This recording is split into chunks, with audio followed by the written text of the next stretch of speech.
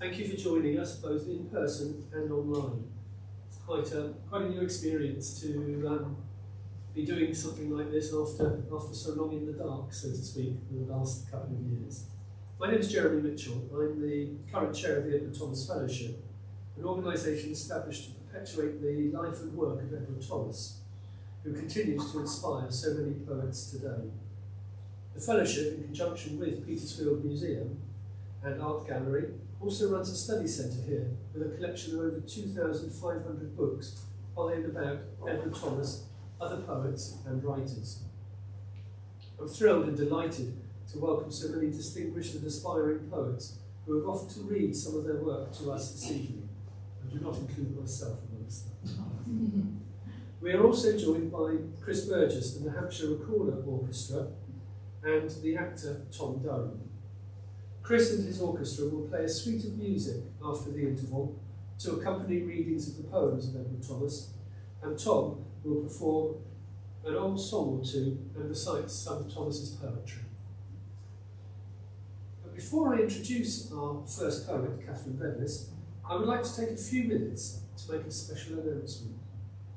Earlier this year, the young poet Ellora Sutton, who will also be reading later, spent 3 months as poet in residence at the Museum and Art Gallery. During this time, Ellora was able to immerse herself in the Edward Thomas Study Centre and the museum's collections, particularly the work of the artist Flora Taut. One of the outcomes from this period was the writing of some poetry inspired by Edward and Helen Thomas and Flora Taut. I felt this work was so special that it had to be published, and fortunately both the museum team and Ellora agreed. The result is this delicious little booklet, 3 months in Petersfield, April to June 2022, which I am delighted to say is being launched today. Copies are available from the museum shop at £7.99 each during the interval today and from tomorrow. It was a joy to curate this booklet with Ellora, and in reviewing it, the poet Sarah Doyle writes, "In these evocative and inventive poems, Ellora Sutton demonstrates beautifully how each display cabinet may well be an incubator holding 100 poems, waiting to hatch." Having had the opportunity to take part in a workshop with Ellora, looking at just one of Flora Taut's paintings, I can confirm this is indeed the case. Thank you, Ellora. Making it sound a bit like an awards ceremony, I would also like to thank Ryan Watts, the events manager here at Petersfield Museum and Art Gallery, who is our tech support this evening and co-organiser of the festival. Without Ryan, it is unlikely the festival would be taking place. And finally, I must thank Arts Council England and players of the National Lottery, without whose help and support we would definitely not be able to bring you all such an exciting festival. Now, I'm pleased to introduce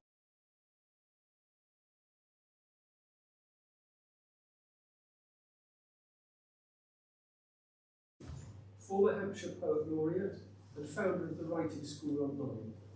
She is currently the selected poet for Magna's Solitude issue, and her poems have appeared elsewhere in the Poetry Review, Poetry Wales, Poetry Island Review, and the London Magazine. This year she co-won the Marching Crawford Award for Poetry, the Poetry Society Members Competition, and was shortlisted for the Bridport Prize. Kathryn designs and delivers poetry courses for vulnerable adults online and in mental health settings, substance misuse recovery settings, and prisons. Flamingo is her debut pamphlet, just published by Sarah. Kathryn.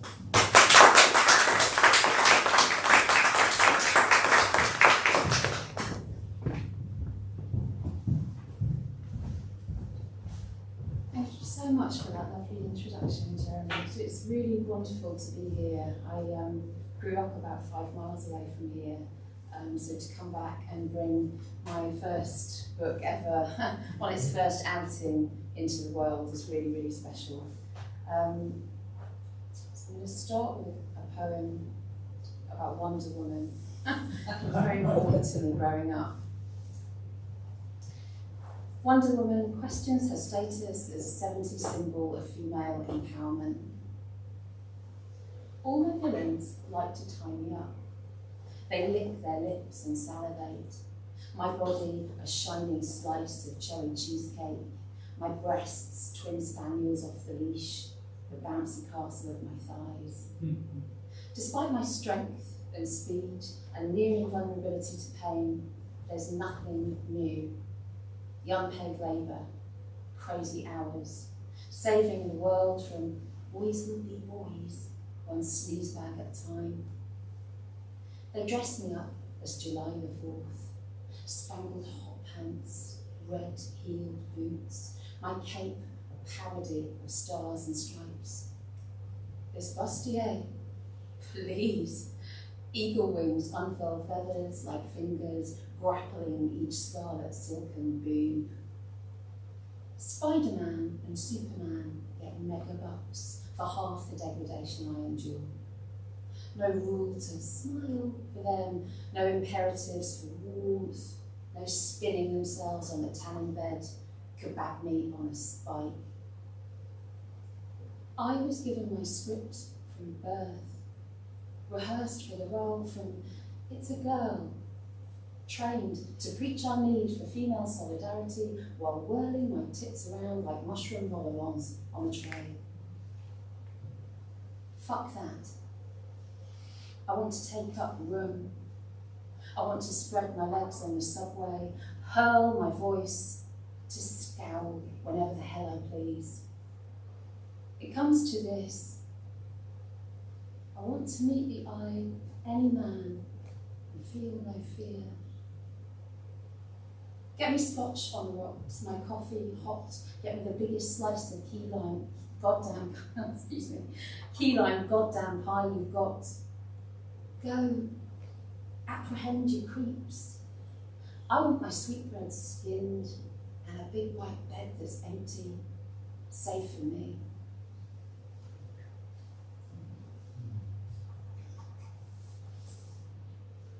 This next poem's about my Yorkshire nan, Mary Bevis. She was the canteen manager at Sheffield Steel, and she was also a champion knitter, just amazing what she couldn't do with a pair of needles and a ball of wool. Knitting Nan. I cast her on with double pointers, Sheffield Steel. First, I do her slippers in shabby worsted wool, alternate rows of knit and pearl. Then up the tan support stockings that always rip around her ankles. Her shins are fiddly. Their cable veins require another same gauge needle, slipping stitches back and forth. I pause for a mug of tea, a custard cream, while I tackle the vast, loose landscapes of her hips, belly, thighs. My needles click like tiny typewriters, and she spools from them, her fair isle of stretch marks, her bingo wings.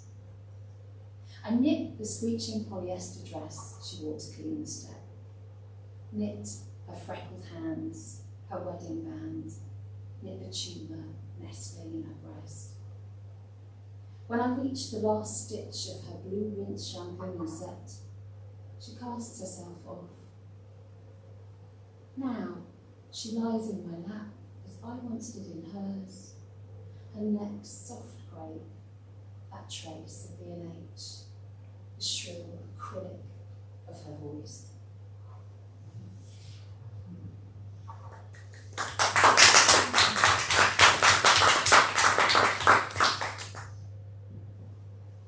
So I really love messing around with voice in my poems, and I have a very special relationship with this poem because it was awarded a prize by Against the Grain Press, which Jess is one of the editors for, a team of 3 female editors.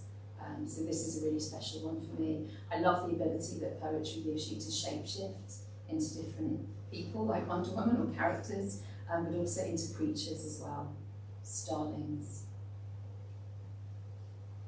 In the beginning is the sky deep, and the sky deep is shapeless and hollow, and blankness dwells there. And the body us broods over the belly of the horizon, clinging to skeletons of trees. And we say, let there be wave trail. And there is wave trail. And we divide the wave trail from the sky deep, the outpool from the inshrink. And we call the wave trail, we are. And we call the sky deep, it is. And we say, let there be curl smoke in the midst of the sky swim, and let it divide the we are from the it is. And we fashion the curl smoke from the sky swim, and it is so. And we call the curl smoke one, and the sky swim we call many. And we say, let the break wave be heard among the many, and the pebble rush also. And we call the break wave flesh. And the pebble rush we call spirit, and thus it is. Then we say, let the spirit be divided into the sky bright we will call light, and the outsnuff we will call darkness. And let darkness bring about a great shitting on the earth. And we say, let darkness herald the downpour and the stench sweet, the dirt roost and the clutch heart. And so it goes. Glory be to the sky deep and the body us, the curl smoke and the sky swim. Glory be to the break wave and the pebble rush, the dirt roost and the outsnuff. For we are the many. We are the one.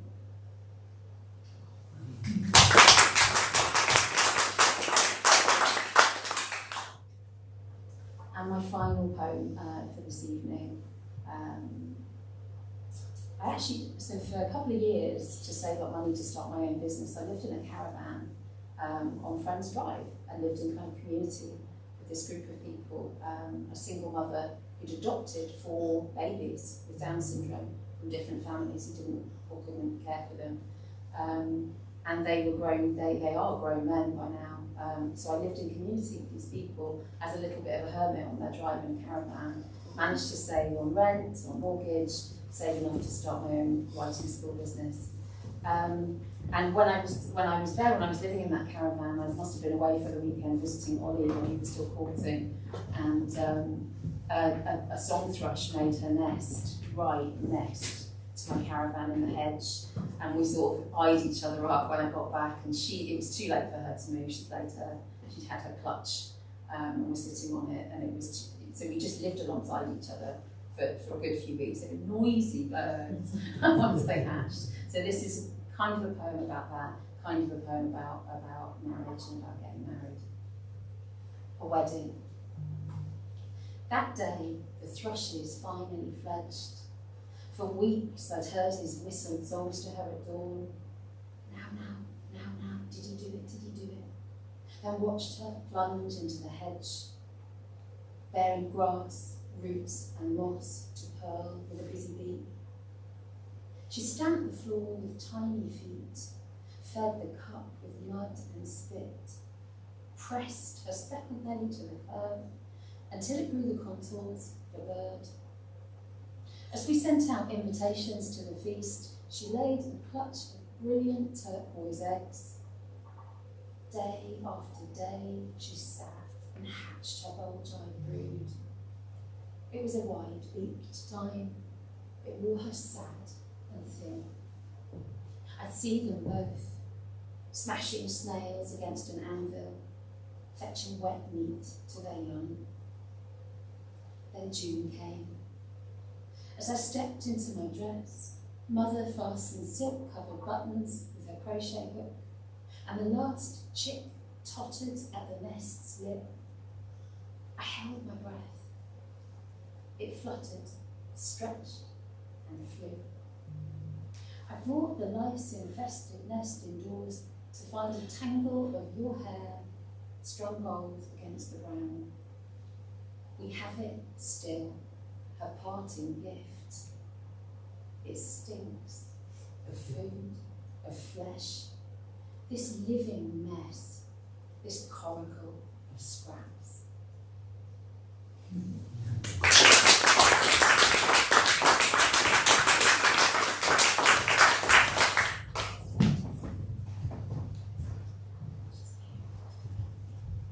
much, Kathryn. They were truly evocative in just the different dimensions that you've brought in there.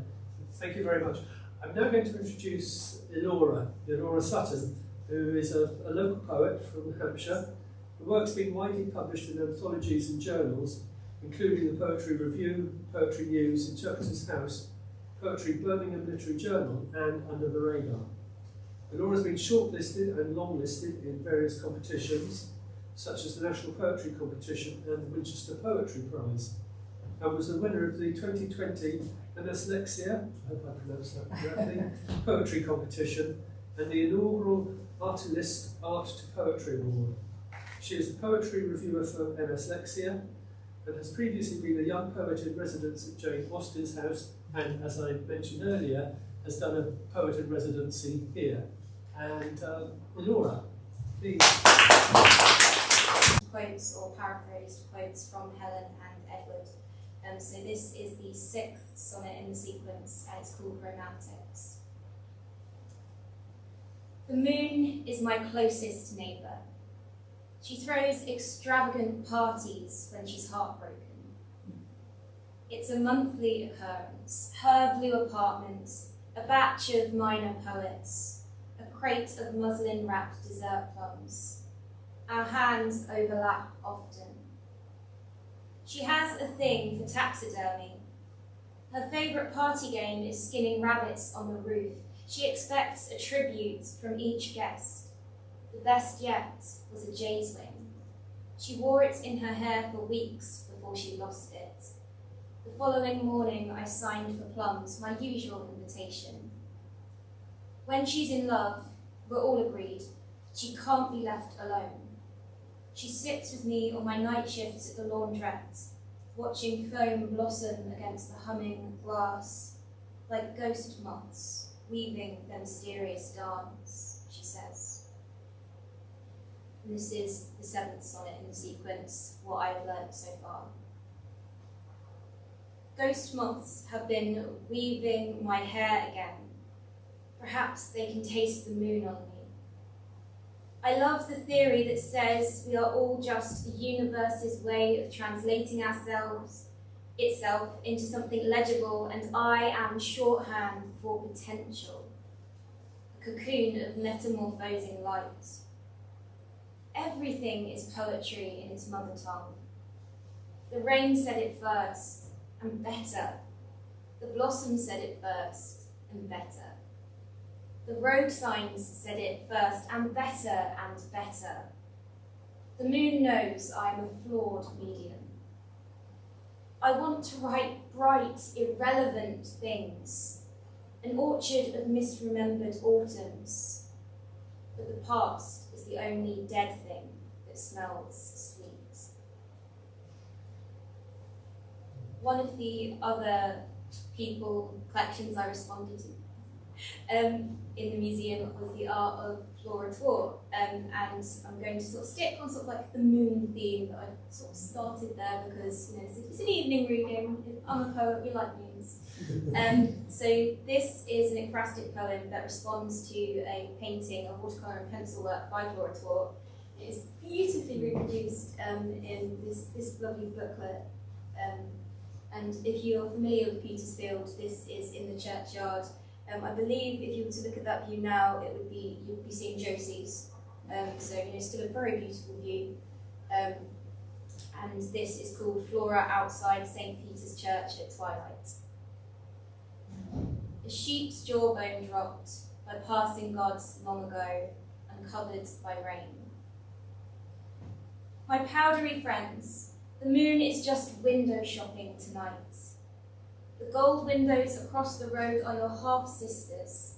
Share a drink. I mean, you are spun from the same light. The street lamp is so optimistic, it breaks my heart. A child playing dress-up with its father's shoes on the wrong feet. Hush. Let it be. The sky is growing, and like all reptiles, must shed its skin or suffocate. The black gate is a note scrawled in the fever hours, called to a memory. I'd much rather the trees. and you, my powdery friends. Is this eternity? Queuing around the corner for tomorrow. In a couple of weeks, I have a pamphlet coming out with 14 poems, and that pamphlet is called Antonyms for Burial. And I'm going to read a Moony poem from it now, and it's called Moonshot. Pork chow mein in the park, her meat red-lipped, girlish. My new dress is ruined with sticky red spots in the shape of an iris. She looks at me, and I have the tiny yet full body of a starling, the size of a whole heart beating rapidly. Iron bones, blue as heaven in her tinfoil carton. I read somewhere once that this planet can only withstand 5 more atomic bombs. And this, surely, must be one of them.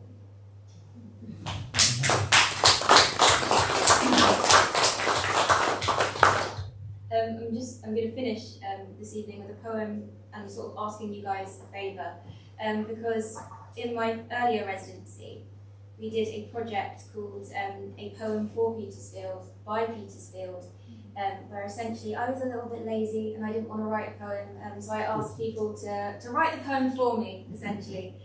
We asked members of the public to donate a line or two about Petersfield, about their favourite place in Petersfield, their favourite memory, their associations with Petersfield, you know, what Petersfield would be if it were a bird, if it were a colour, and we got some really lovely responses, and it was so much fun that we're going to do it again, and there will be, I don't know if they'll be out in the interval or if they are out around now, but there are somewhere some slips for you guys to hand in if you would like, and generously donate a line or two for me to snatch and stitch into a found poem, or curate into a poem, perhaps might be a more museum-y way of putting it. But this, if you're looking for inspiration, is the result of the first residency's found poem, and it's called Petersfield Is. Petersfield is sushi from Waitrose, bluebells in a silent wood, gladiator camp at Petersfield Rugby Club. Petersfield is a duck, a moorhen, a Harris's hawk, wood pigeons, Egyptian geese herding spotty goslings, a family of badgers, and also a little baby badger jogging. There's lots of dogs. Petersfield is a number of hidden gems. The Physic Garden, a green door on St. Peter's Road, the Hangers, a square to share. Petersfield is leafy streets with Chelsea tractors, courtyard coffee, when the lake froze over in 1994. Petersfield is the beauty of the lake at dawn, all ages, at their own pace. Southern skyline once unwooded, standing where ancients stood. Petersfield is watched over by buzzards and red kites, welcoming in every direction. Thank you.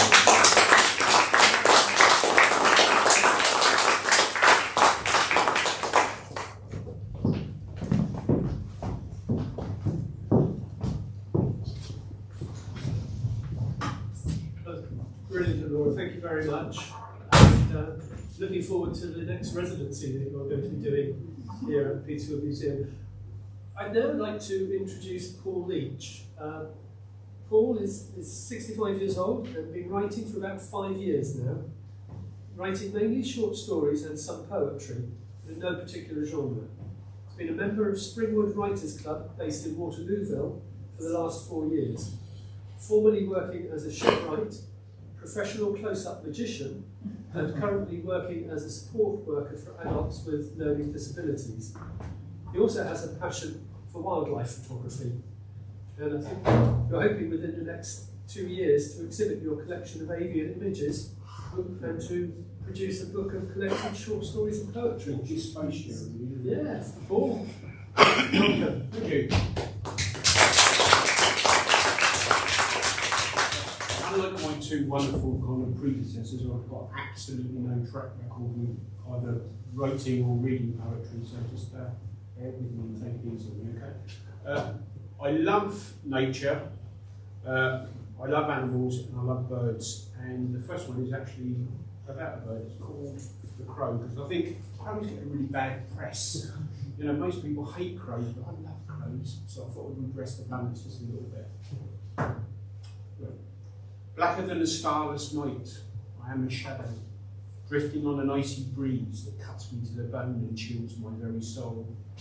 The ground beneath my wings, blanketed in white, shimmering, blinding, it mocks my being.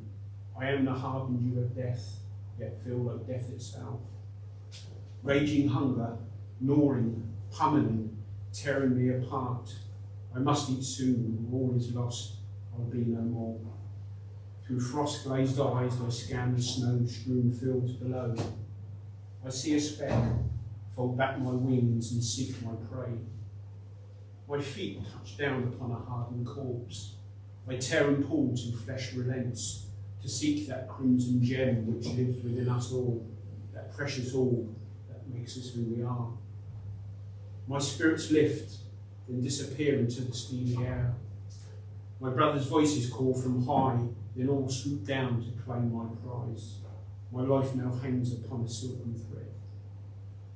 My breast consumed by searing pain, as razor bills sigh through my skin. The virgin snow is painted with my blood. My strength is gone, I must retreat. I fly and reach a hoary oak, and land upon a frost-lined perch. My body yields its precious sap, like thawing ice it falls to earth. There is no doubt the end is near. My mind drifts back to summer days, my mate beside me on the wing. We fly on high through wispy clouds, the joy I feel beyond compare. She is my love, my friend, my life. But blackness comes upon these times, my bliss now just a memory. My partner's gone, I know not where, an emptiness invades my soul. Each passing day seems like a year. There is no sign and hope grows dim. My restless heart is fit to burst. I know deep down she is no more. My life will never be the same. The icy blast of winter's ire jolts me back to thoughts of now. There is no pain, I'll just exceed and feed the earth that served me well. As I let go, I see her face. She beckons me with tilted wings. I follow her and call her name. My wingtips touch. I have my muse. My life's complete. It's summer every day.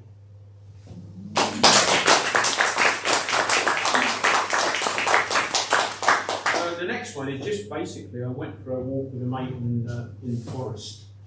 And he basically said, "Come on, write a poem about this." We keep it short because he gets really bored very quickly, so there's a short one there. It's called Sunset.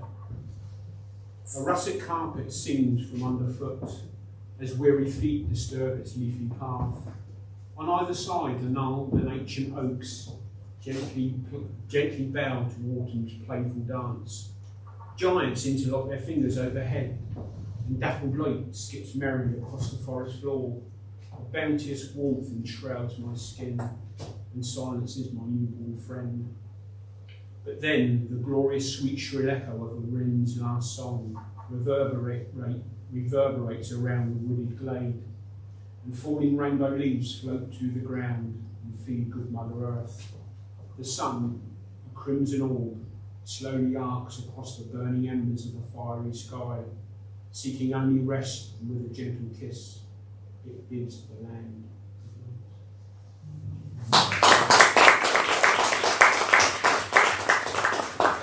The next one is pretty kind of random, to be honest with you. We have little exercises at our writing group, and I think someone said do a poem, or do a short story about a hill. It's a pretty feral kind of remit, so I did this. I don't know why I did this, but I did this. A dewy blanket, shamrock green, sways a cold and forlorn hill, and from its depths flows savage grief, which chills me to my aching bones. I slowly climb a narrow path that leads me up towards its peak, and then I see him standing there with sword in hand and crown askew.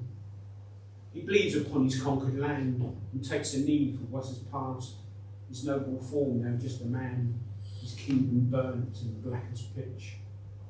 Beneath the dark foreboding sky, the echoes of a battle lost sing a tune to mock the dead and fades upon a stagnant breeze. The whispers of 1,000 men who fell upon this tainted ground assail my brain, my heart, my soul, and leaves me reeling in its wake. He looks at me with hollow eyes as guilt-wrapped tears run down his face. With head in hands I hear him cry for all these lost and gallant men. With one swift move he takes his sword, its bladed tip towards his breast, and thrusts the blade into his heart to end all mortal thought and fear. And on this place upon this hill, where royal blood has fed the earth, a ring of poppies bloom each year to mark the falling of a king. Now I am cursed to watch these scenes. From now and all eternity, my weary body can't escape the horror of my shameful past. I am the only man that fled and left my kith and kin to die. Till judgment day comes to the fore, I walk this hill forevermore.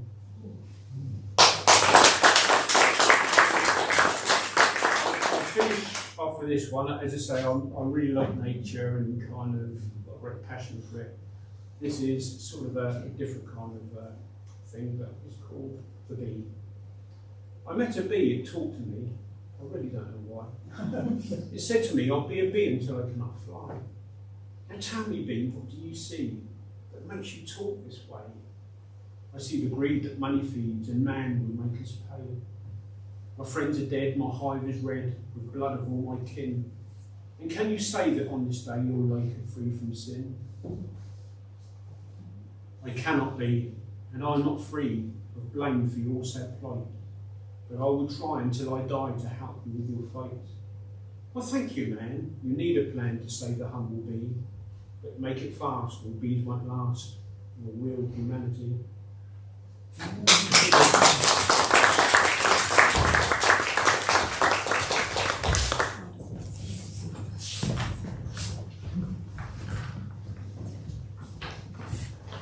Gosh, Paul, that was great. It made us just hit the nail on so much that's going on in life at the moment, so relevant and pertinent. So thank you very much.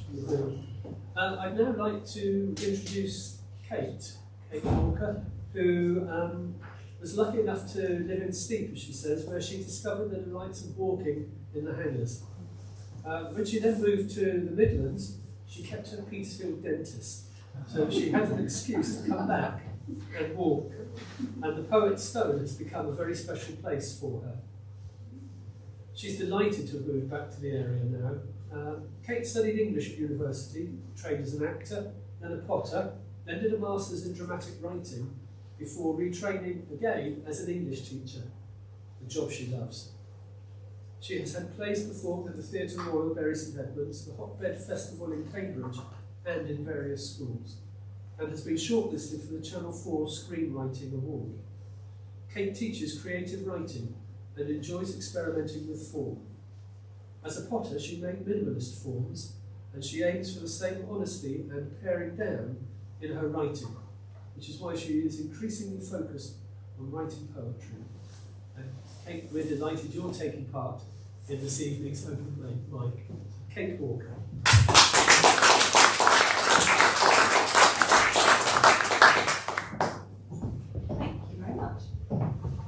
My plan was to arrive here very early so I could say no to people and sort myself out, instead of which I've been up a hill with a load of D&B Duke of Edinburgh students, one of whom stroked a horse, forgetting that she was allergic to horses, touched her eye, and then had to be given all sorts of medicine. So I'm not quite as relaxed as I thought I would be, but I'm here, which is excellent. The The first poem I'd like to read is a result of thinking, which is something I do rather too much, about what I want from a poem. And actually, all I could work out was what I don't want. So this poem is called I Don't Want Poems That Tell Me What to Do. I don't want poems that tell me what to do. There's quite enough of that, of must and ought and should. I want a quiet attempt at truth. I want the one in the shadows, not hiding exactly, but waiting. Waiting for that open yes. The one in that one photo of you. Not wearing the face you think you're meant to wear, and not the self-conscious one, no lipstick, not quite ready, sorry, wasn't expecting. No. The one in that one photo of you, that's you. When someone's called your name and you've turned, ready, open, caught in the act of living.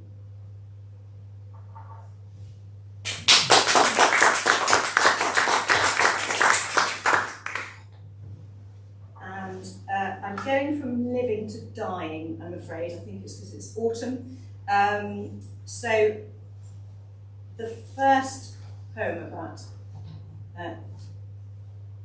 so actually it's not really about dying, well it sort of is. So this is about a neighbour who I'd forgotten all about until I've been I grew up in the middle of nowhere in Scotland, and I'm in the process of clearing my parents' house, and I suddenly remembered this neighbour who lived quite a way up the hill, and just a memory appeared. So this is for him. It's called Willie Merchant.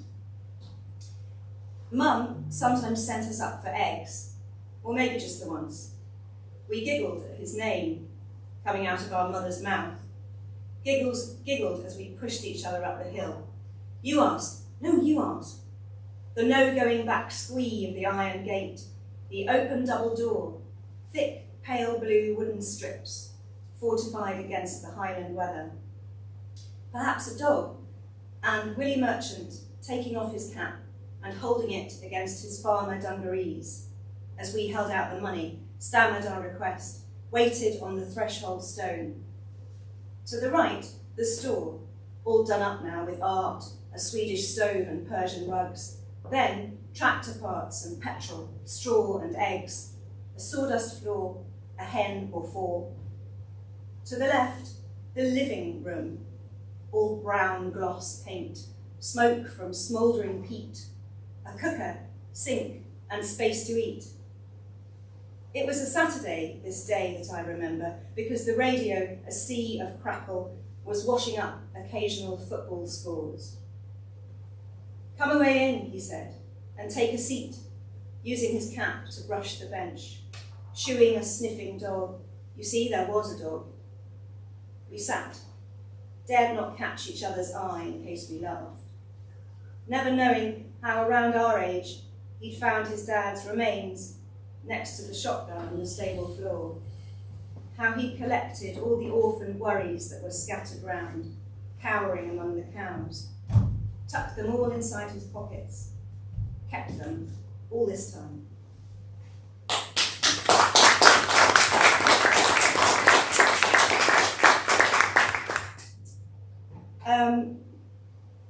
I'm teaching Macbeth at the moment, and I was reminded of a strange occurrence as I went to a Boyne, which is you may have seen on the television because the Queen's coffin drove through it, where the place is where they put dead people. I don't know what you call them, what do you call those places? Anyway, so my mum was there, we went to see her, and on the way in, there were a group of school children, teenagers, hanging around in the children's playground. So this is called Exterior Night Car Park. And I've just got a little bit of Macbeth at the beginning.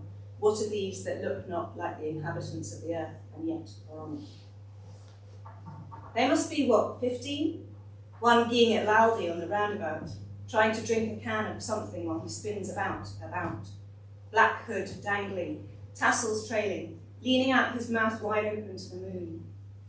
Slumped on swings, the other two agree that Kev's a total bangpot, as fat splats of crap lager smack the soft black tarmac.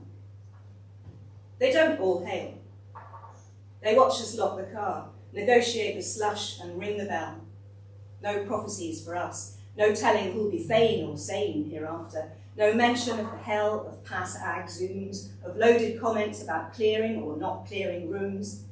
Inside, footsteps ring hollow on the unfoundationed floor. And in the tiny pause outside the inner door, between the handle's cheap metal squeak and the undertaker's tactful retreat, before the slow, silent howl of the reveal, I feel them summoning my cyclone soul, a twisting swirl that hurtles out to join them in the darkening park, onto the spinning roundabout, head back, faster, faster, into the vast black night.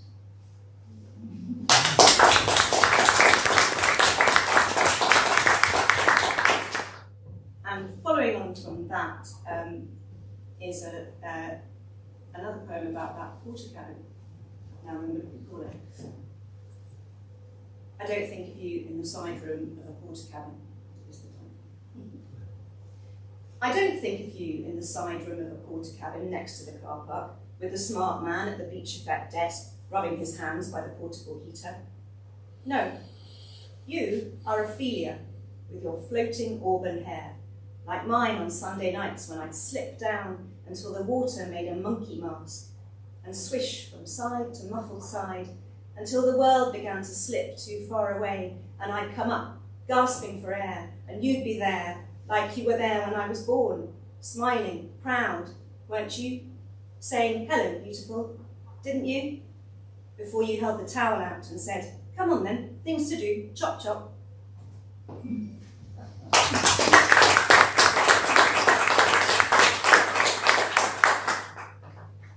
I've got two more, that's okay. So this one, I can't leave my dad out, so this is for him, and it's called Are You an Eagle Now?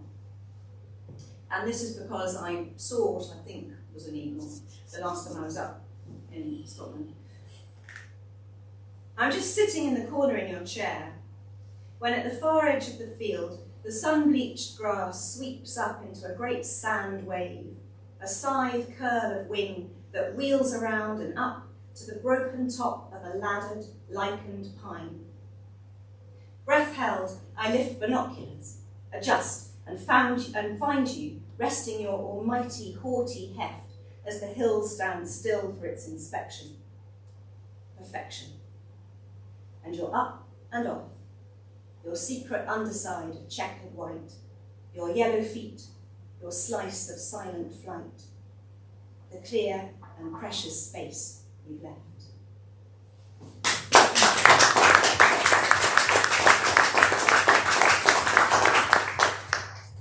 And the last one is inspired by the smells that are around at the moment. And it's called Everyone Knows About Petrichor Now.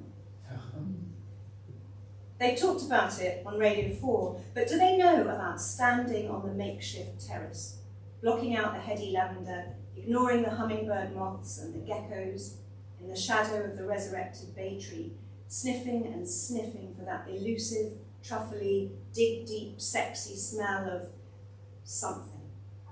Something that my senses stumbled on that one time. Something like Gaia opening herself to me. I should have stripped off like I was at the deep end of the pool, looked up for one last drink of sky. Arms bent, arms high, bent at the knees, taken a huge, slow breath, pushed off and dived down, down, deep into you, you delicious, magnificent yes.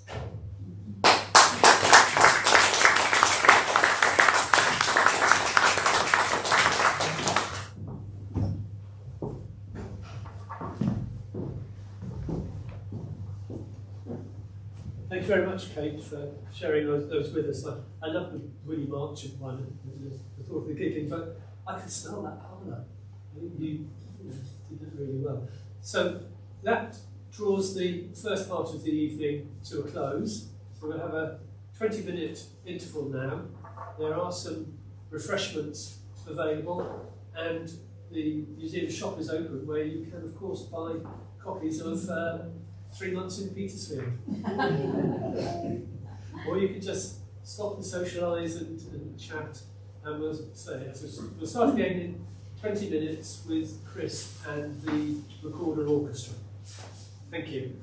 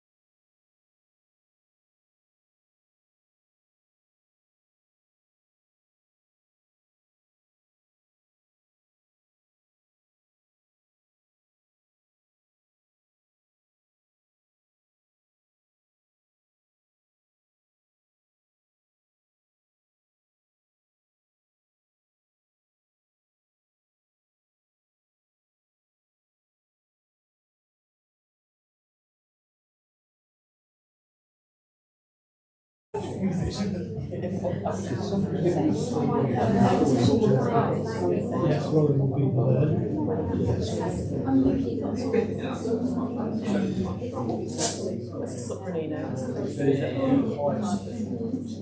there is one wire.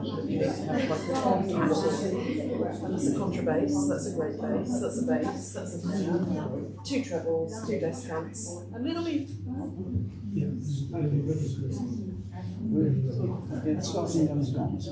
fine.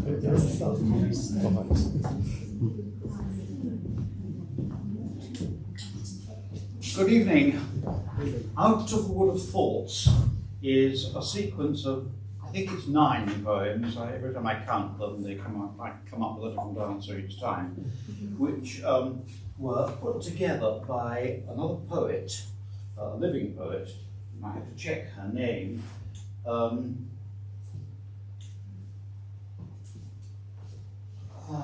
Judy Kendall. I don't know if you know the name.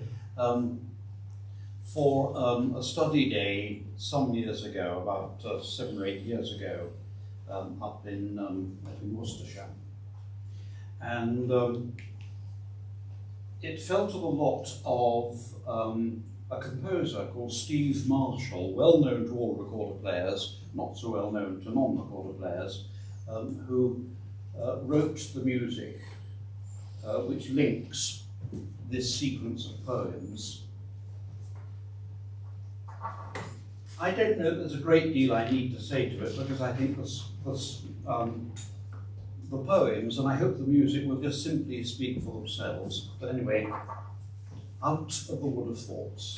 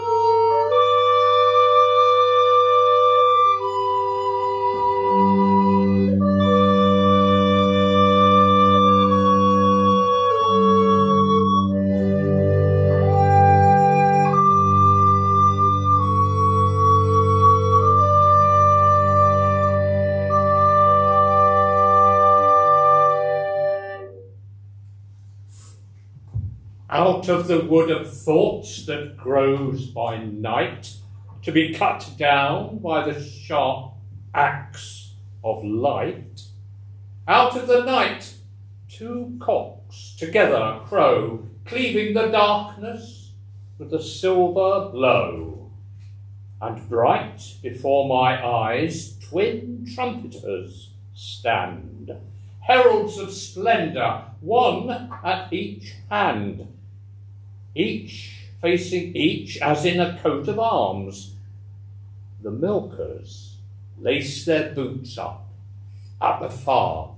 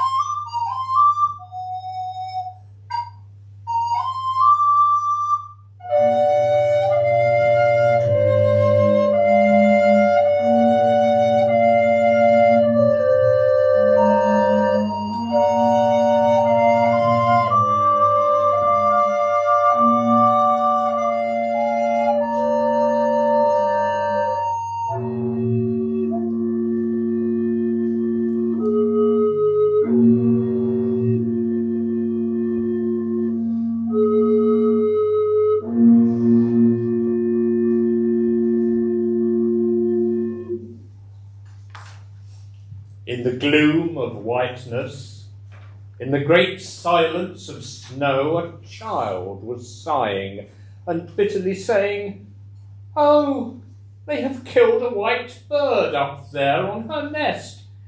The down is fluttering from her breast." And still it fell through that dusky brightness on the child, crying for the bird of the snow.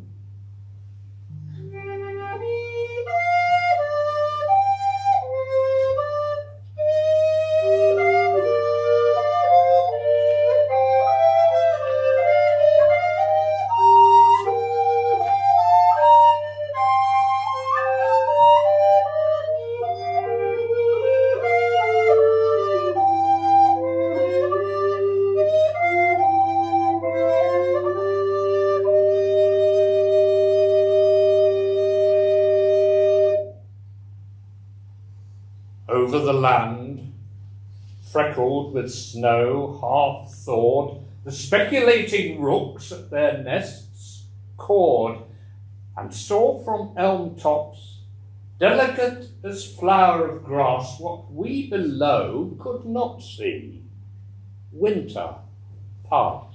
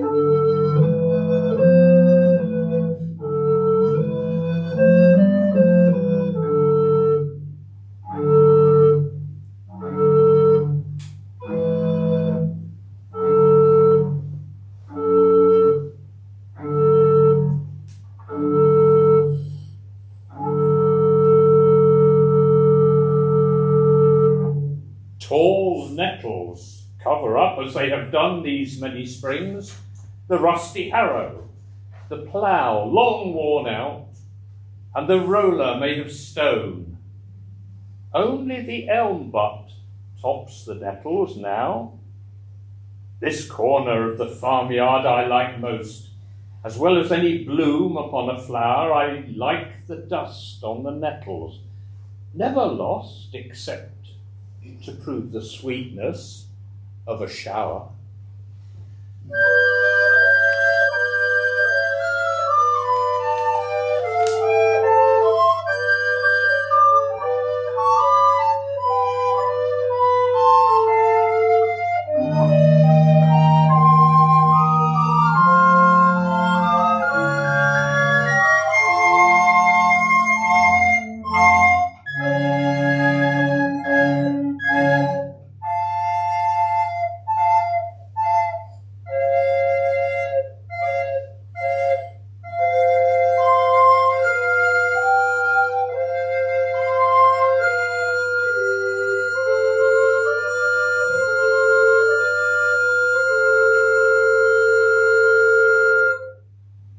Green roads that end in the forest are strewn with white goose feathers this June, like marks left behind by someone gone to the forest to show his track.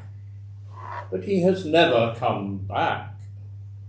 Down each green road a cottage looks at the forest. Round one, the nettle towers. Two are bathed in flowers. An old man along the green road to the forest strays from one. From another, a child, alone.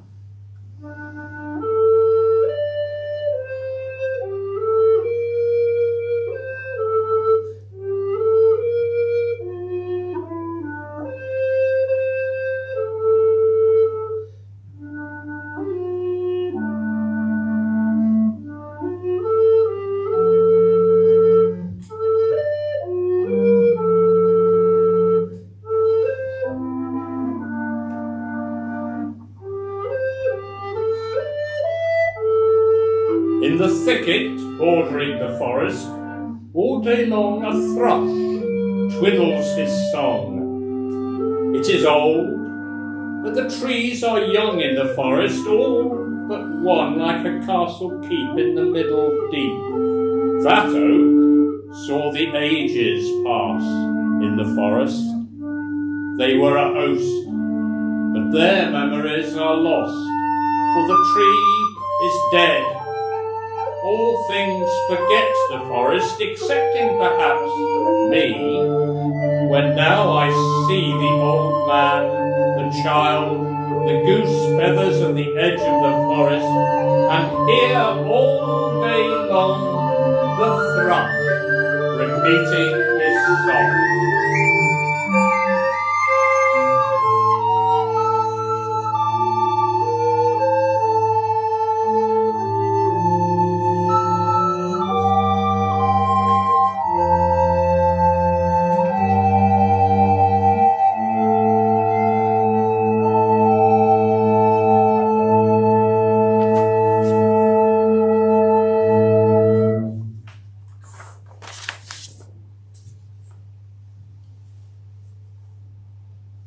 By the ford at the town's edge, horse and carter rest.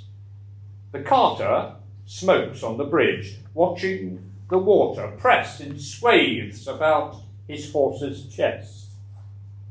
From the inn one watches too, in the room for visitors that has no fire but a view, and many cases of stuffed fish, vermin, and kingfisher.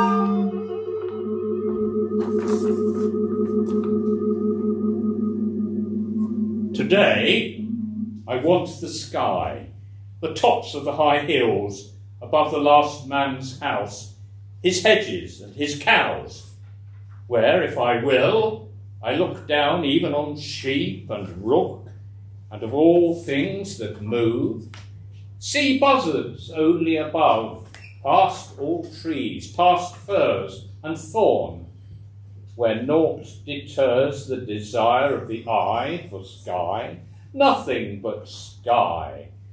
I sicken of the woods and all the multitudes of hedge trees. They are no more than weeds upon this floor of the river of air, leagues deep, leagues wide, where I am like a fish that lives in weeds and mud and gives what's above him no thought. I might be a tench for aught that I can do today down on the Wealden clay. Even the tench has days when he floats up and plays among the lily leaves and sees the sky, or grieves not if he nothing sees, while I know that trees under that lofty sky are weeds, fields mud, and I would arise and go far to where the lilies are.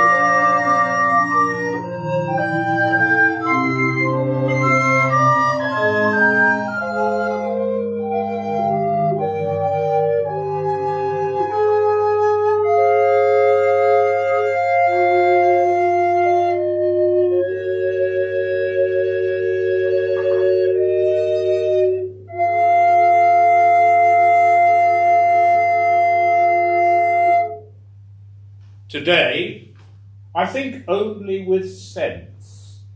Sense dead leaves yield, and bracken, and wild carrots seed, and the square mustard field.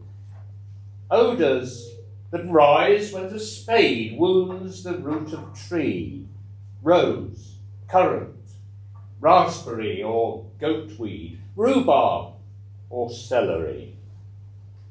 The smokes smell too, flowing from where a bonfire burns the dead, the waste, the dangerous, and all to sweetness turns.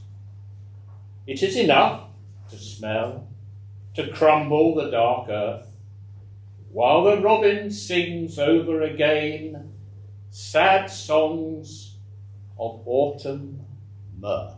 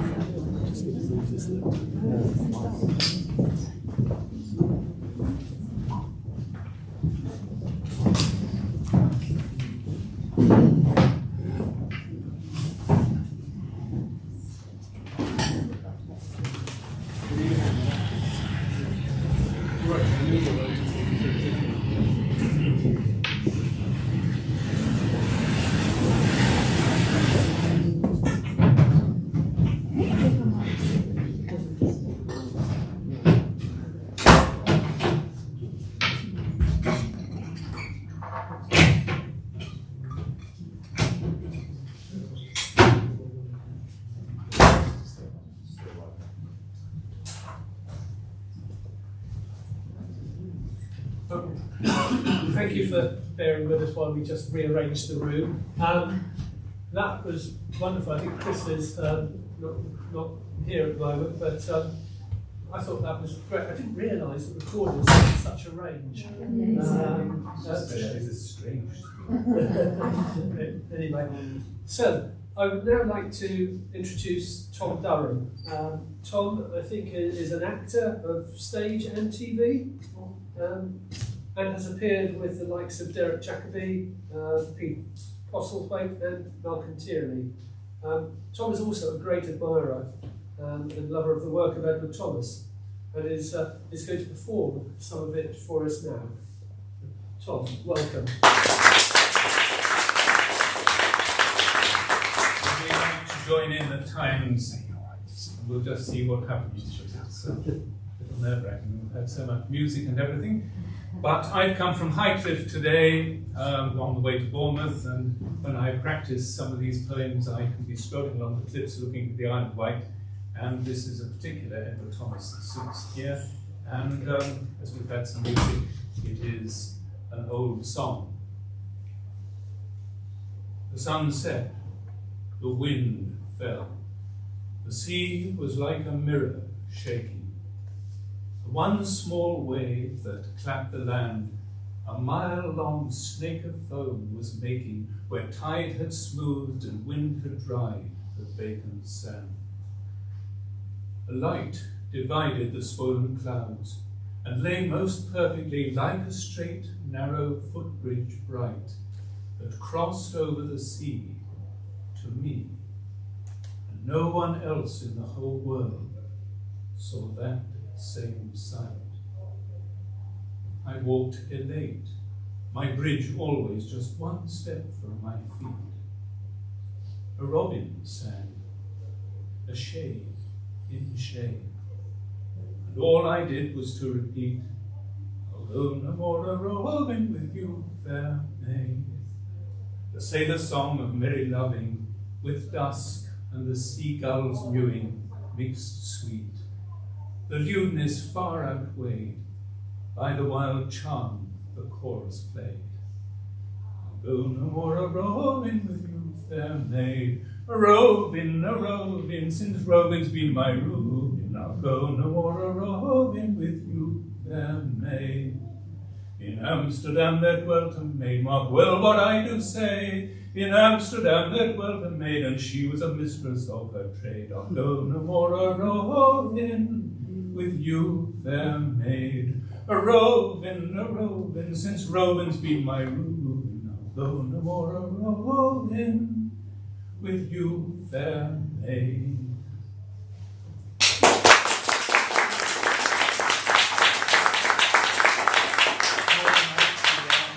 The Robert Frost Society again, and there's always a talk about the time when Robert Frost wanted to take on Lord Beauchamp's gamekeeper, and Edward Thomas rather funked it, and there was a great controversy between them. So you might like to join in the refrain with this, see if we can manage this. I was not apprentice nor ever dwelt in famous Lincolnshire. I've served one master well and ill much more than 7 year, and never took up to poaching, as you shall quickly find, but 'tis my delight of a shiny night in the season of the year. I roamed where nobody had a right, but keepers and squires, and there I sought for nest, wildflowers, oak sticks, and moles both far and near, and had to run from farmers and learnt the Lincolnshire song. Oh, 'tis my delight of a shiny night in the season of the year. I took those walks years after, talking with friend or dear, or solitary musing, but when the moon shone clear, I had no joy or sorrow that could not be expressed by 'tis my delight of a shiny night in the season of the year. Since then I've thrown away a chance to fight a gamekeeper, and I left off and trespass, and what I see and hear is mostly from the day, or is mostly from the road or path by day, but still I sing, oh, 'tis my delight of a shiny night in the season of the year. For if I am contented at home or anywhere, or if I sigh for I know not what, or my heart beats with some fear, it is a strange kind of delight to sing or whistle thus. And with this melody on my lips, and nobody by to care, indoors or out on shiny nights, or dark in open air, I am for a moment made a man that sings out of his heart. Oh, 'tis my delight of a shiny night in the season of the year.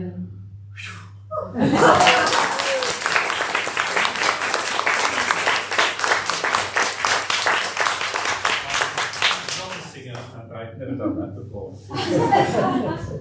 So it's been a nerve-wracking week. Right.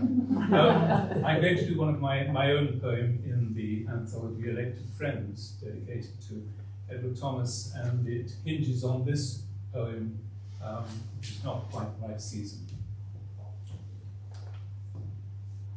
It was upon a July evening. At a stile I stood, looking along a path over the country, made fresh again and drenched as new as spring. The Labyrinth will be a fine one, so the stranger said, a wandering man. Albeit I stood at rest, flushed with desire I was. The earth outspread, like meadows of the future, I possess.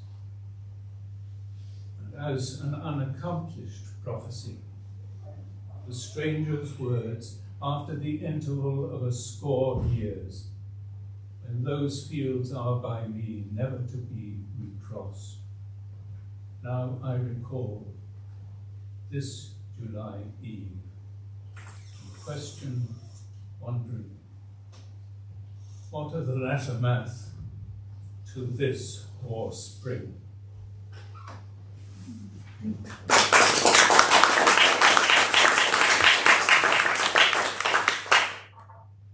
Latter-math. Latter-math, by the way, is the second hay harvest, the second hay harvest, the latter-math. We live through you, and I reanimate your words with living thought and feeling, a medium for your soul, if not your being. Sham empathy this of a single man, who trudging in your footsteps will glimpse and patronize in you which you more brightly, darkly too, acutely knew, with animal sense and power, as man, as bird, as tree, until death pressed the flower.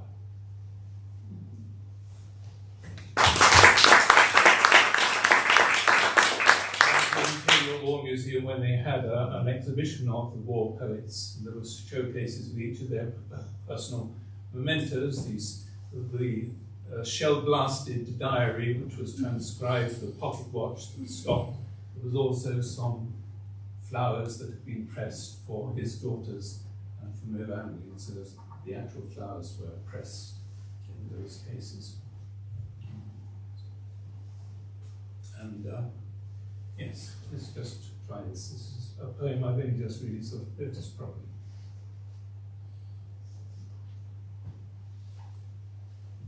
The skylarks are far behind that sang over the down. I can no more hear those suburb nightingales. Thrushes and blackbirds sing in the gardens of the town in vain. The noise of man, beast and machine prevails. But the call of children in the unfamiliar streets that echo with a familiar twilight echoing, sweet as the voice of nightingale or lark, completes a magic of strange welcome, so that I seem a king among man, beast, machine, bird, child, and the ghost that in the echo lives, and with the echo dies. The friendless town is friendly. Homeless, I am not lost, though I know none of these doors, and meet but strangers' eyes. Never again, perhaps, after tomorrow, shall I see these holy streets, these church windows alight, not a man or woman or child among them all, but it is all friends' night. The travellers, good night.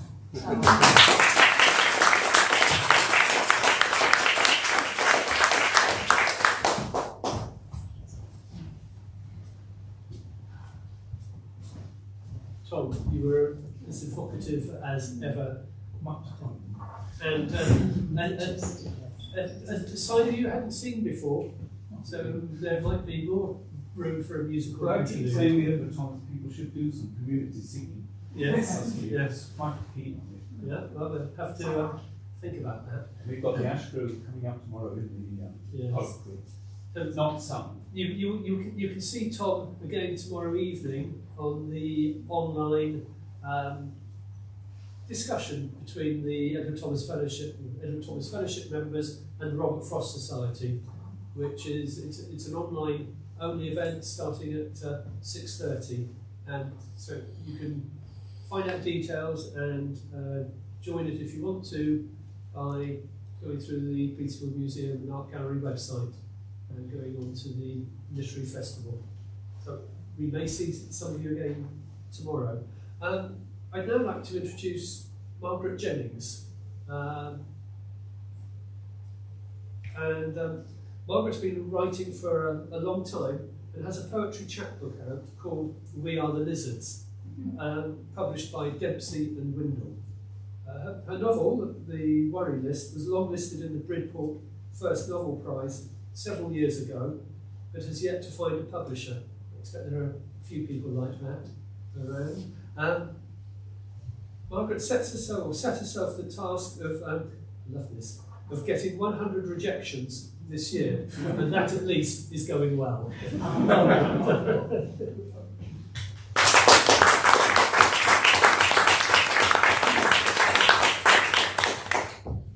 Hello everyone.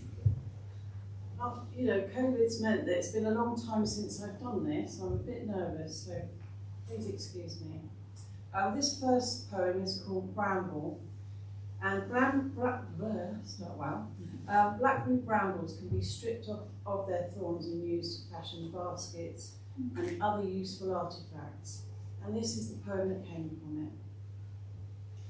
The first man clips off her thorns one by one, turns her placid and tractable, cuts her off close to the roots, twists her into something useful, something of his own making. The second man threads her through a hole in a tin, which tears off her thorns, shreds her pristine flesh. This task makes a sound like a strimmer, reshaping, remoulding, destroying. He pulls string through her carcass. The last man leaves the thorns that defend her, allows her blossom to feed the bee's nectar, and helps her to grow the fruit that might bloody his fingers. Applauds as she strives for the tops of trees, rejoices as she waves at the sun, becoming all she was meant to become.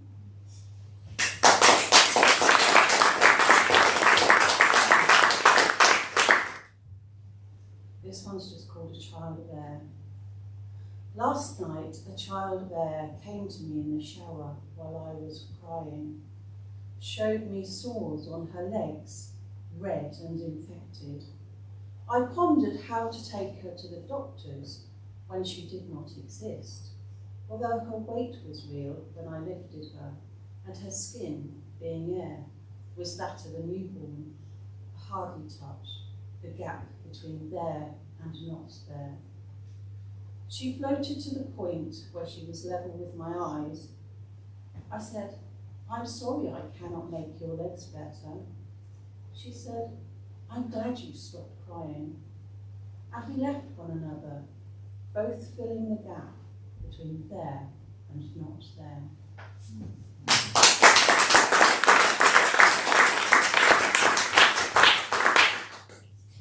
And this last poem is called Garrulus Gandarius, which is the technical term for J, and it's really about the way people don't know the names of things in nature, really. So many kinds of awful not knowings, the namelessness of everything. Trees undefined, characterless, green, brown, snap happy, durable, firewood. In the car, one thing, next thing, one thing. Fly past, everything gone from grasp, unless plastic wrapped, labelled with every constituent part. So many kinds of awful not knowings, the namelessness of everything. Today I saw a J. Today I saw a J. Do you hear me? Today I saw a J. She saw me too and knew my ways. So many kinds of awful not knowings, the namelessness of everything. And a woman, blue-shouldered, white-armed, coat-tails black, knows me, yet I know her not. She screams, she moves from void to void, her hold on life hidden in soil. I know her not, though she screams at me that my kind have known her for all time. So many kinds of awful not knowings, the namelessness of everything.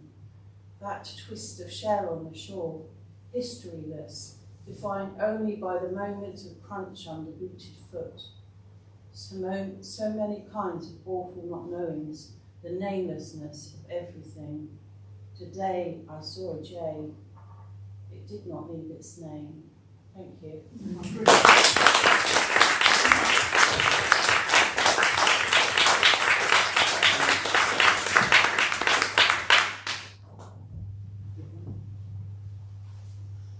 I'm loving seeing the talent that we've got emerging tonight. That was lovely, Margaret. And I just love when we've got so many poems about birds tonight, haven't we? I think we are all secretly in touch with nature, aren't we? We just got to embrace it, I think, as you have done. So thank you very much. Now I'd like to introduce Felicity Kay. Felicity's poetry is about love, life, laughter, a sketch of the world as she sees it, possessing a quiet determination to be free. Felicity.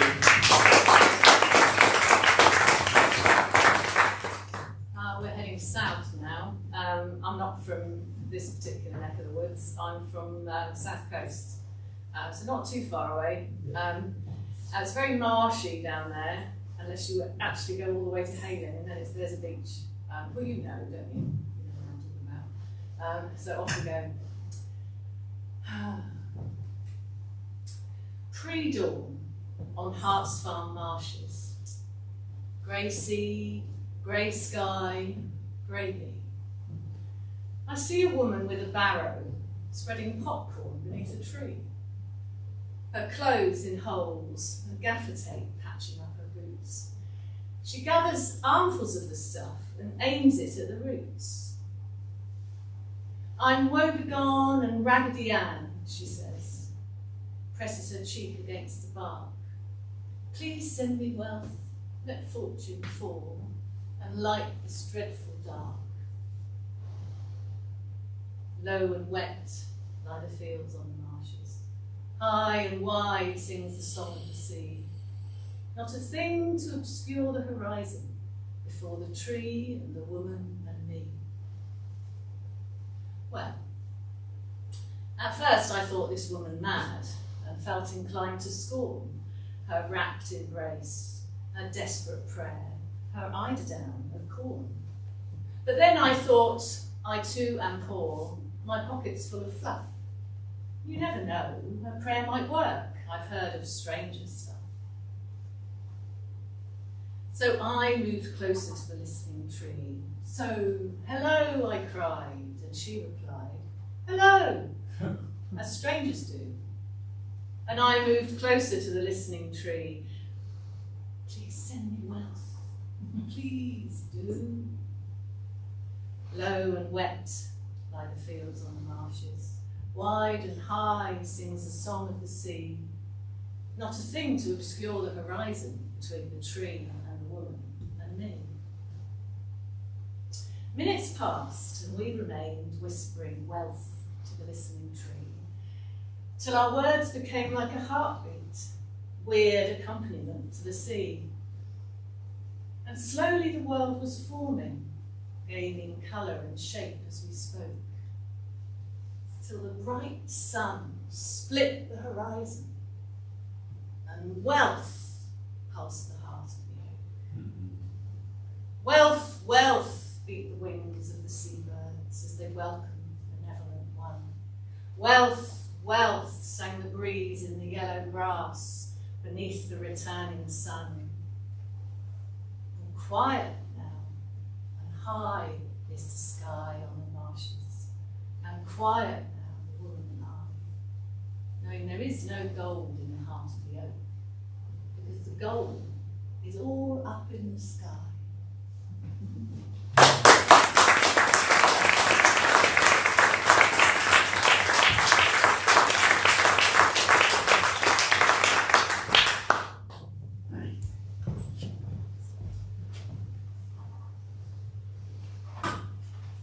Thank you, Felicity. That was brilliant how you could recite that. And don't we all love a listening tree? We've got that thread of nature again. I'd now like to introduce Jessica Mookherjee. Jessica's a poet with a Bengali origin, born in England, raised in Swansea, and living most of her life in London and Kent. And she has a degree in anthropology and socio-ecology. Although she's widely published in journals and anthologies, such as Agenda, The North, The Rialto and Magna, she also has a day job, working in public health in Kent. She's driven here today from Kent. She's the author of 3 collections of poetry, Flood, published by Cultured Llama, and Tigress, published by Nine Arches Press, and her latest book, Notes from a Shipwreck, published again by Nine Arches Press. I was privileged to attend it was online, but to attend the launch evening of that. And, it's a lovely poem, lovely set of poems. She's also author of several poetry pamphlets. Her latest is called Playlists, published by Broken Sleep Books. Jessica's twice been highly commended for Best Single Poem in the Forward Prize. Her book Tigress was shortlisted for the Ledbury Month Prize for Second Collections in 2021. Jess.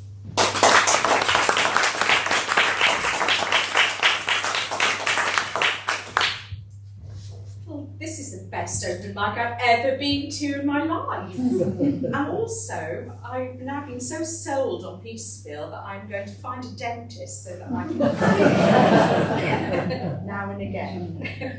So thank you, I'm very privileged to read for you. It's such a high quality evening. Thank you so much, really great. So I'm going to start with a poem from Tigris called I'm standing here because I barely, I used to be 6 foot until public health, COVID. So I'm going to start with Stranger. The poem started off as it's a translation of an ancient Welsh medieval poem, which was so badly translated by me that it's a completely different poem. But it does allude to a witch that lived where I grew up in Swansea, who had a bone through her nose. And I quite like this idea of a weird, witchy woman drinking down in Brandon Cove. So anyway, this is my poem, Stranger. I asked the moon to do my dirty work. In the backwash, I wonder if the Welsh god with his untidy name painted her. I'm the colour of the rock. I'm a moon-glowing witch with my cloud hands getting slowly drunk as I shrink out of the sky. They ask me why I wear a bone in my nose, and I laugh, make their clouds lame and their children fail. Everyone's asleep. I walk the streets where the lights are still on in people's houses to walk my coast path from West Cross to the Mumble's Head, away from the village, from that old infant school with that big sign that told them to aim for something they must have believed in at the time, where the milk was too warm and made them sick. I flick a switch and turn off all the stars. I drop gold-crushed light on the cliff paths and sit down here on Brandy Cove, sea-faced. They spread rumours that I'm the moon and chase me with silver. I know I can't drown, because I am the water.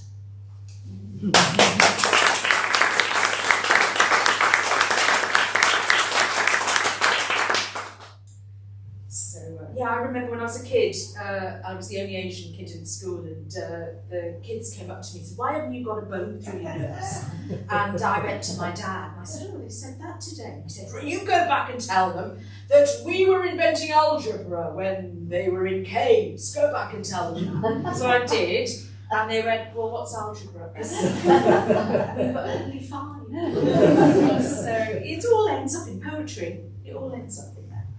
So this is my new book, and we're woven through the book of so many things like shipwrecks and middle age, the shipwreck of middle age, and also The Tempest. I don't know if anyone's familiar with that play. We've got Macbeth, haven't we? But so it's woven in, and this is a poem sort of in the voice of Miranda, who, if anyone knows The Tempest quite well, she hasn't got much of a part really. She's sort of the girl.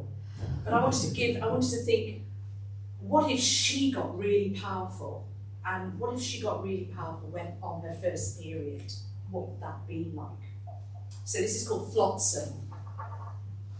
I'm charged into these rocks and I'm full of noises. A fox scream, badger scratch, and twig snap. In symphony of flesh instruments, and I itch and hum until my ears sing. My voice is kelp as I wake. He calls me Miranda, says I'm his good, good girl, says my mother used me like a doll, discarded, broken, and painted blue. I am unspoken, unseen, and untaken. If only I could sink a sea, rich and strange. Vases shake when I'm around, he says. He'll make me sleep. Never let me cross the wine-dark oceans, yet I know I can make creams and potions. I read his books. We'll learn to open clouds and caves where he hides the secrets. I can turn him into frog, newt, fish, and smear his pulped and pestled pages into my carved, fermenting skin.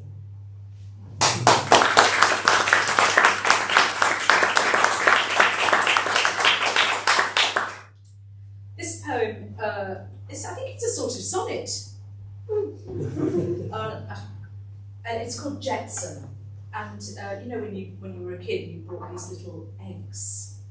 You found these little tiny eggs, and I always wondered what had happened. Jetson, the size of my fingertip. I displayed it in my palm, cracked, blue speckled, paper thin. I took it to him, covered in dew, my cheeks cold with wet leaves. I asked, "What is this?" He put his paper down on the coffee table, took his glasses off. An egg fallen, a bird life cut, a halt of a mother's count. She is upstairs, talking to herself.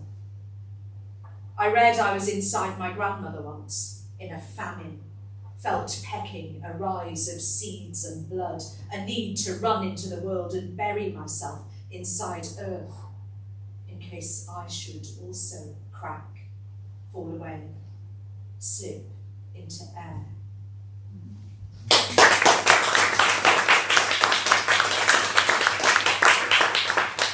And on that sort of bird theme, we've got a bird theme today, I think. I think we are birds. We're very birdy. And this is a kind of also, different birds have different signals. And I think we sometimes have different signals for each other, and sometimes they can go amiss. This poem was also inspired by me watching The Birdman at Alcatraz, which is a great film. It was a long lockdown, wasn't it? Jailbirds.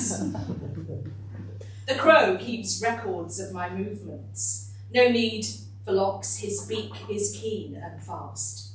Everywhere the starlings gather, they chit-chat everything quick. I go back to my cell to get away. Each night they want me to eat small mice or snails, whatever the owls put in front of me. They watch, heads turned. I say, "It's good grub," but I throw up. The owl is pleased. I know this because her barn feathers get thick and bright as my throat clogs. She doesn't speak. I spend my time alone in my cell, tearing up pieces of paper. The birds think I'm nesting.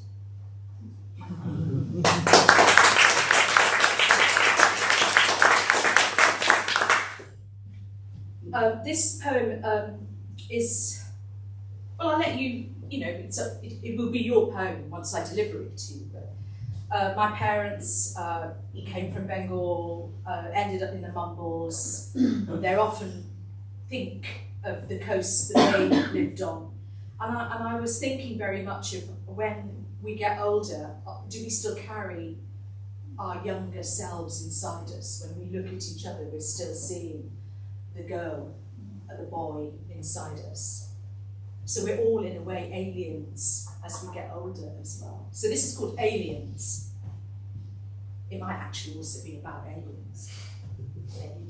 Aliens. He loved those plain, barren places. Let's grow old by the sea. Yearned for her dull light, cut-price clothes that glowed by the light of the retirement homes, warden-controlled, alarmed if needed. He remembers the way to the beach. Old tunes heard through sandy suburbs piped into beach huts where they first met, like Britishers strolling Cox's Bazaar. His accent made her laugh, thick as a sailor's. He doesn't want to be one of those men who sit in arcades dressed like Elvis. They wait on the chairs outside the cafe with a view of the moon. She sits staring all day at the dust bowl sea and asks, "Is it that time? Is it that time again, please?" The rattle of pills to quiet the breeze. He's come far across dark water. There's still ash on the sand where they burned the ship. She is shrunk, dry and indrawn, slaked in makeup, tattered jeans, leans on her frame, calls in her moon-shivered voice to her once shining sun. "Your mother called you after the red morning light." He nods, and they change into their original shapes for a moment. A waitress arrives at last. "So sorry, it gets busy this time of night."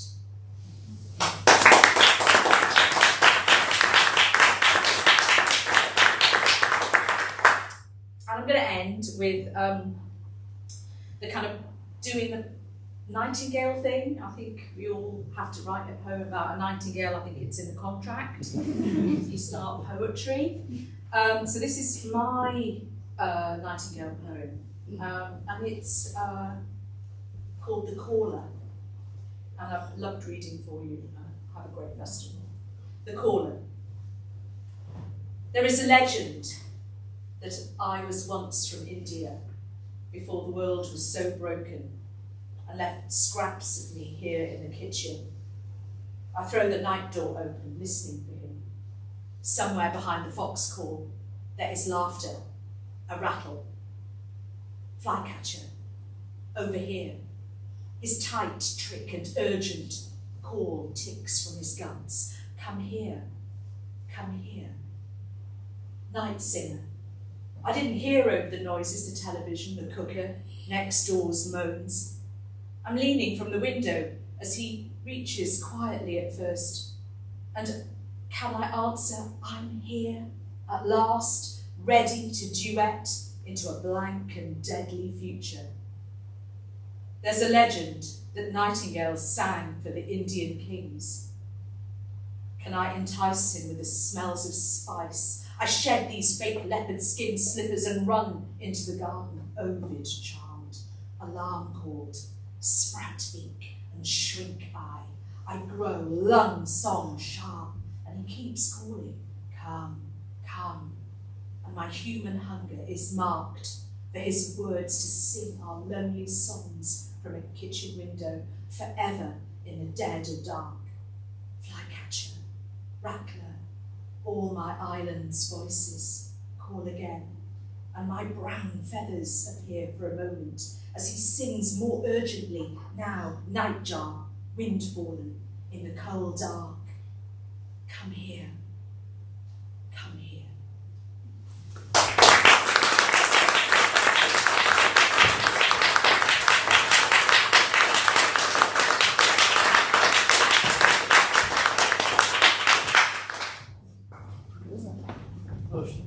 Thank you, Jessica.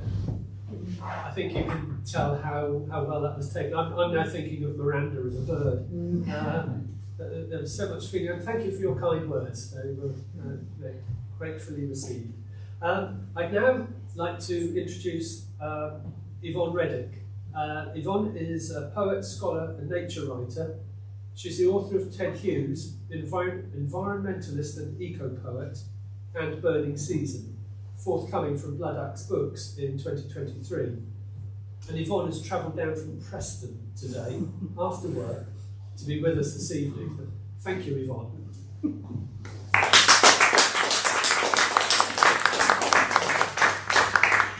Oh, well, this is brilliant. Thank you so much for having me here. Luckily, it was only Manchester this afternoon, so it's not been quite so far, but I've been very excited about this. I dialed in from my living room during lockdown for the last festival, and that was great. And this time they said to me, oh, do you want to do a reading this year? And I said, yes, please. And I said, do you fancy a workshop? It could be quite nice for outreach for the university where I work. And they said, yeah, that'd be great. And I said, even better. And they said, oh, by the way, do you want to go for a hike on Sunday? I just went, this is brilliant. Yes, where are my walking boots? Wonderful. I've really loved the readings, so thank you. A bit like Edward Thomas, my dad was walking mad. Walking, loved the South Downs way. He loved the Scottish Munros. Walked all the way through Europe and did all sorts of crazy things. And he dragged me and my sister along. And he tried to get us to do navigation and all sorts of things like that. This one remembers him, and it's called The Flower That Breaks Rocks. He introduced Ben Nevis to his daughters. You take the bearing, line up the arrow, pointing to Moonlight Gully buttress, -1 gully. We didn't care. Until Dad found us a saxifrage. Its blooms were spokes of the North Star. Saxifrager means rock breaker, nivalis, snow saxifrage, dainty alpinist, chinking her roots into fissures and fractures like crampons in toe holds. But I see now what he could only glimpse, that she and the other alpines, rose roots and pearlworts, are scrambling skywards until all that remains for them is cloud.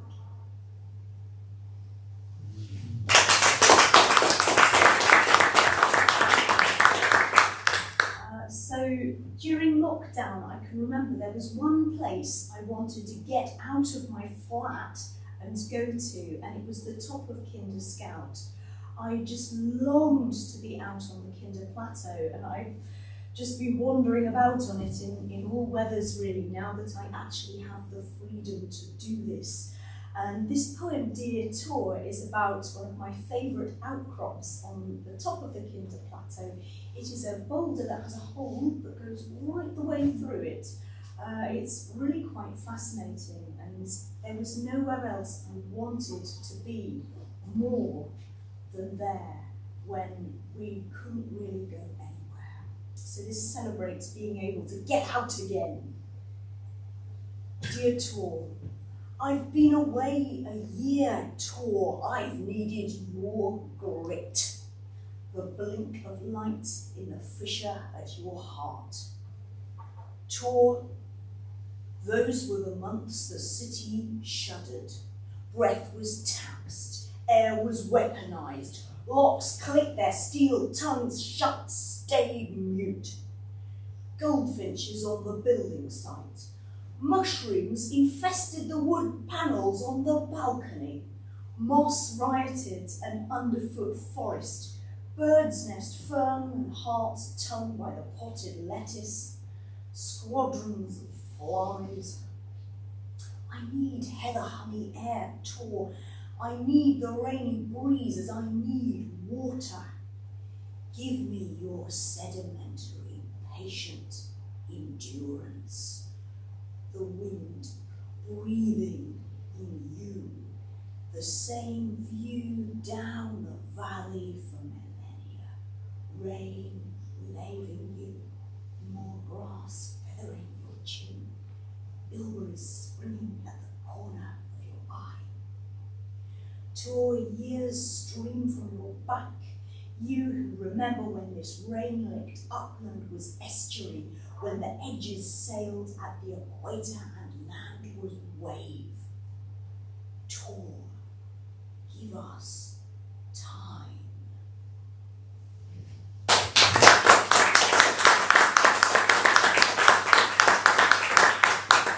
So I'm very excited that they've kindly let me do a workshop in the Physic Garden tomorrow. I think everybody was going a little bit crazy through lack of outdoor space, particularly if they lived in a town like me during lockdown. So this poem it's got Sylvia Plath's influence all over it, and it's called Esther in the Asylum Garden. I think I'm going to need the Physic Garden tomorrow, I'll tell you. And it begins with a little quotation from the bell jar. I walked with Valerie a while, down the familiar labyrinth of shovelled asylum paths. Sylvia Plath, the bell jar. To be born twice, clamber to the fig tree's summit, swaying in the branch sea, you'll realise how snappable the next stem is. But you won't slip, Esther. The Carmelite sister and the rabbi, you know the yarn? Imagine this tree was theirs. She'd pry orbs of ripeness from the twigs. He'd raise them to his lips. Muscaders, carpenters, minor bees, the female for labour to quicken hipless roses, were to their nunnish cells at sundown. They outwit aerial nets and kill jars. But the fig's unseen flower teems with wasps, a skep of stings. Queens enter the unripe ovary, tear their wedding veil wings, the tree pairs them with its prisoned males. Tell me, whose mind isn't a fizzing hive of venom? I'm sick of freezing baths, Doc Quinn droning on about flowing down this. The wallpaper in these rooms is a migraine, but I'm glad you're here. Remember wading through Finnegan's Wake, then bourbon with Yaleys? Here they'll treat me with metrazole or shocks of insulin. Salvia once salved wounds. Feverfew was a febrifuge. Listen, the loon's tremolo, cheery, cheer up of robins. The fig tree endures lightnings that blitz through its crown. Come fall, the fruit will wink, wine purple with knowledge. Pick one that splits and you'll bite hearts.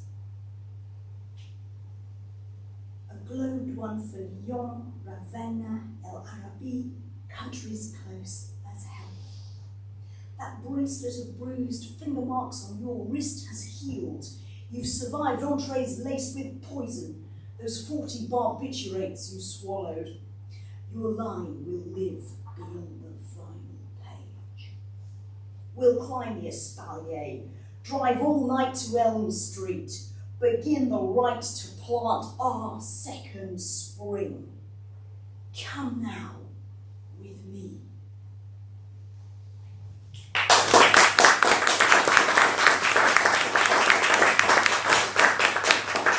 So from one about the slightly weird sex life of fig trees to one about hiking through the snow and wondering about climate change, I think that's in the back of my mind in quite a few of my poems, really. And it's certainly here in my poem Rhyme, although I think that appreciates the beauty as well of all those wonderful animals that live on our mountains and plateaus and that turn white in the winter. Rhyme, barbed wire muffled with frost, snow snuffing light of out-of-season gorse. Grass on the spine of skidder hardens to plumes as if shed by swans following the pole star. Snowflakes stipple our gloves. My love picks a heath rush reed stem that has hardened to a quill pen and on the wind writes to spell my name, spindrift rising from a fell. I fear the extinction of winter. So in a drift I sketch a snowshoe hare, then snowy owls and snow buntings to call up birds, blizzards in their wings. Thank you.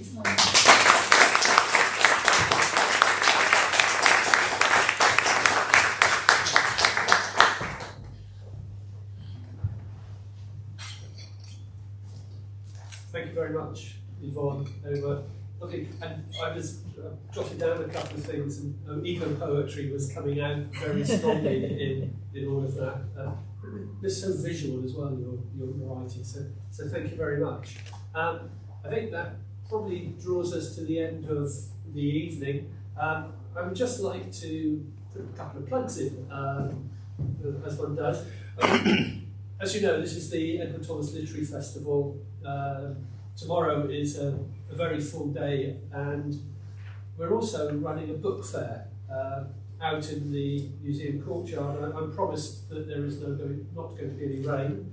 And we will have books from several of tonight's participants on sale there, as well as other Edward Thomas related items from the Edward Thomas Fellowship and the Edward Thomas Study Centre.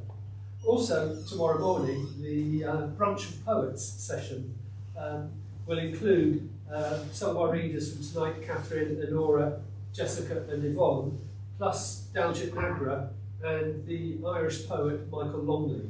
I think that's going to be another awesome session. So if you haven't signed up for it, again, you can attend in person or digitally.